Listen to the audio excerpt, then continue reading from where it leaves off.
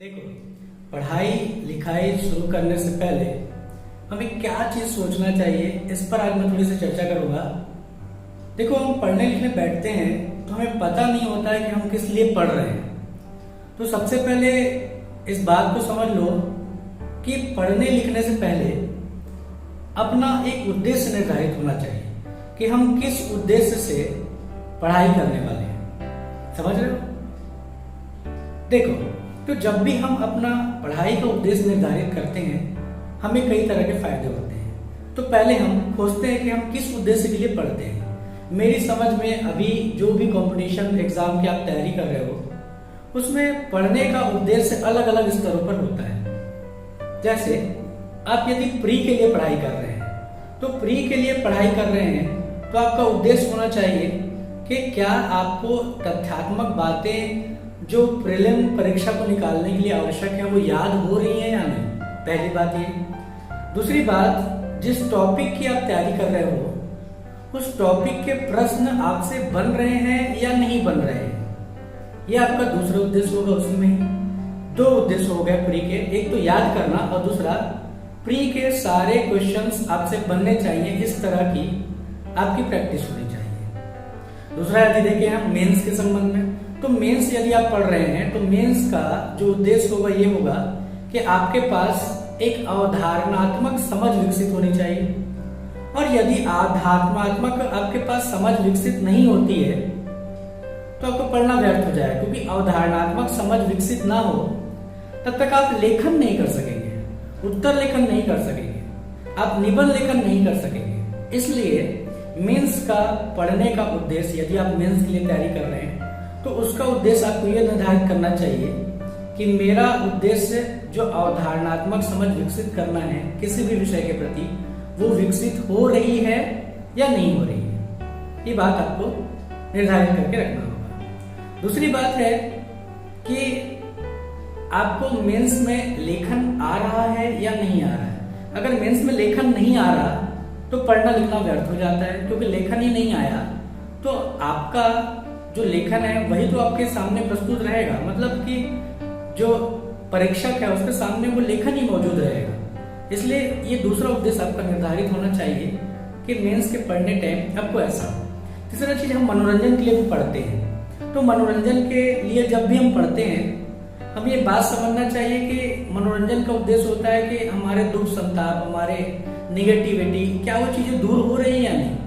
हम सारी दुनिया भूल करके पढ़ने में जो एक मजा आता है, क्या उस मजे का स्वाद उठा पा रहे हैं या नहीं। तो ये तीसरा उद्देश्य हो गया। इसलिए पढ़ने की तैयारी करने से पहले आपको एक उद्देश्य, एक अपने लक्ष्य निर्धारित कर लेना चाहिए कि मुझे ये चीज मिलना चाहिए पढ़ने से। तो ये रहा उद्देश्य। जैसे ही हम उद्देश्य निर्धारित करते हैं, हमें एक फायदा ये होता है कि हमें पढ़ने की विधि समझ में आ जाती है। पढ़ने की विधि कैसे समझ में आ गई? अब जैसे हमने प्री के लिए उद्देश्य निर्धारित किया, तो प्री के लिए उद्देश्य निर्धारित करने के बाद हमको समझ में आ जाता है कि भाई इस चीज को हमको याद करने के लिए पढ़ना है, इस चीज को हमको अवधारणात्मक समझ विकसित करने के लिए पढ़ना है, इस चीज को हमको शब्द ज्ञान के लिए पढ़ना है, ताकि उसका हम अपने डेली लाइफ में उपयोग कर सकें, शब्दों का प्रयोग कर सकें और अपने उत्तर में भी उसको लिख सकें। इसके लिए भी हम उसका प्रयोग कर पाए।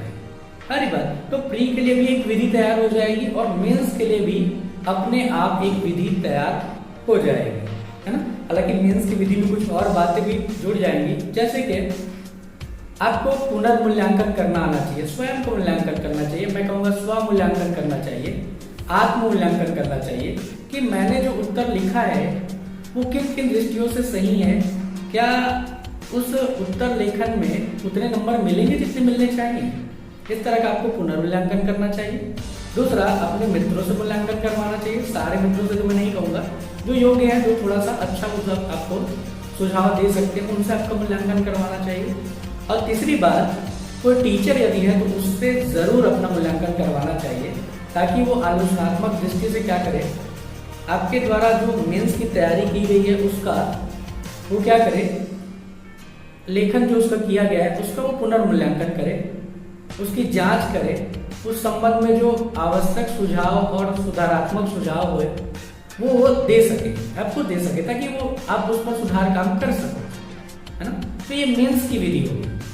तीसरी जो बात महत्वपूर्ण होगी वो ये है कि आपको तैयारी करते समय उद्देश्य और विधि ये दोनों का परीक्षण करना होगा कि हम जिस विधि का प्रयोग कर रहे हैं क्या हम उस विधि से अपने उद्देश्य को प्राप्त कर पा रहे हैं या नहीं कर पा रहे हैं। और यदि उस विधि से हम उस उद्देश्य को प्राप्त नहीं कर पा रहे हैं तो हमें अपने विधि को बदलने की आवश्यकता है। इसलिए आप ये बात बार बार चेक करते रहिए कि आपके द्वारा पढ़ने के लिए उपयोग की गई या की जा रही विधि आपके उद्देश्य प्राप्ति में कहाँ तक सहायक सिद्ध हो रही। अगर वो सहायक सिद्ध नहीं हो रही है तो निश्चय ही मैं ये कहूँगा कि आपको उस विधि को बदल देना चाहिए और किसी नई विधि से क्या करना चाहिए, तैयारी करना चाहिए ताकि आपका उद्देश्य प्राप्त हो सके। ठीक है, तो ये कुछ बातें रही जो आपसे मैं चर्चा करना चाहता था। आशा कर रहा हूँ कि आपको ये पसंद आई होगी और आप अभी से ही डट कर अपने उद्देश्य प्राप्ति के लिए मेहनत कर सकेंगे। और इस साल ही ये जो कोरोना संकट का टाइम है आप देख रहे हो, इस कोरोना संकट में आपने भी बहुत सारी परेशानियां महसूस की होगी। वो परेशानी आगे चल करके फिर से ना आए क्योंकि आप तब तक अपना उद्देश्य प्राप्त कर सके रहो। ऐसी कोशिश आप करेंगे, ऐसी मुझे आशा है। तब तक के लिए मिलते हैं।